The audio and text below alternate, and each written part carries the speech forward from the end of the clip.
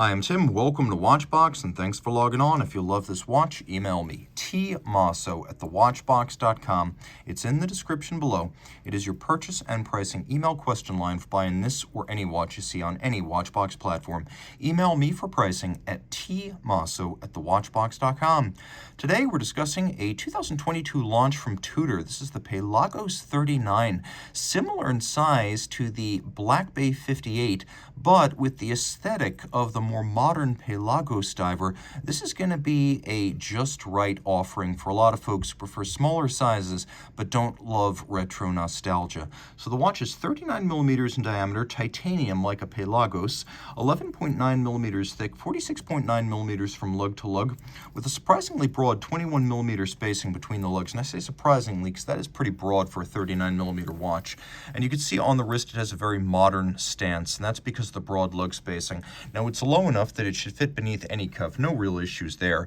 And I would even go so far as to say, as far inboard of the edge of my wrist as these lugs are, you could wear this watch on a wrist as small as 13.5 centimeters circumference, and it does come with a secondary pin buckle and a rubber strap in black. If you want to change up the fit, I think both fit well, but I'm going to opine that because of the pivoted end links of the bracelet is actually the better match for a smaller wrist. So if you've got that 13.5 wrist, stick with the bracelet. It's the best solution for you.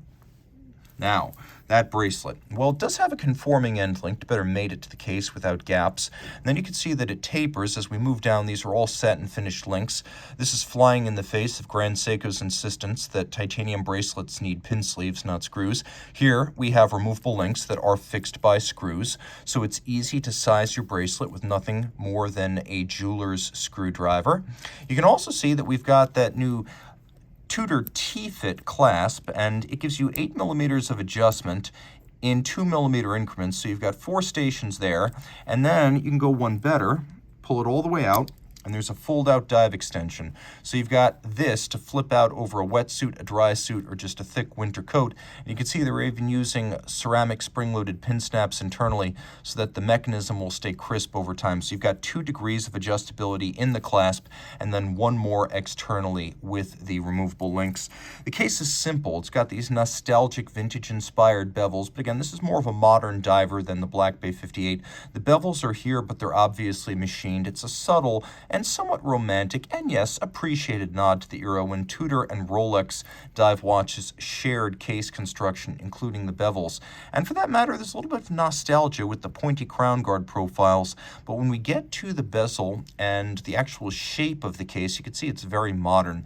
The bezel has a sharp knurling outboard that makes it easy to grip with sweaty hands or wet hands or gloved hands. And then we have a ceramic bezel insert with a finish that's not found on standard Pelagos models. And this is this lapping machine radial grain. Now it's a 60-click bezel, but it has a wonderfully tactile feel, a really chunky click, which I appreciate immensely. You can line up that bezel pearl with the minute hand. Now you've got a 0 to 60 minute count-up timer. It is a unidirectional one-way bezel, so you can only shorten a dive. You cannot prolong it. You can see that the whole bezel is loomed, making it very easy to read the relative passage of time. And all 3 hands are loomed here, which should be standard on every dive watch, because you should know if your watch is actually running in the dark. Sadly, every dive watch doesn't do that, but Tudor does. A big change here. The watch, water resistant to 200 meters, is very similar in shape externally, but the dial architecture is now bereft of a date. Some people are going to celebrate that, some people will mourn, but it does add up to a more balanced dial. You can now split the dial bilaterally, and it's a mirror on each side. Now, if you look carefully, you can see there's a flange outboard against which seconds and minutes can be read. And then we have a matte black dial base. If you look very carefully, there is a radial black sunburst pattern. We have Tudor so-called snowflake hands, a nod to the Tudor Submariners of the late 60s through mid-70s that had this particular design, but this is not an overtly nostalgic design. There are cues, bevels, pointy crown guards, snowflake hands, but again, this is the more modern Tudor diver family. Can't see a whole lot. There's not really anything to see through the case back, but the movement is the MT5400 that's also used on the Black Bay 58s. So it is a Tudor Kinesi movement, and it's an automatic winder with bidirectional winding action. It's got a 70-hour power reserve, beats away at 4 Hertz, pivots on 27 joules. It does have a stop seconds or hacking feature, so you can set the watch precisely against a reference time.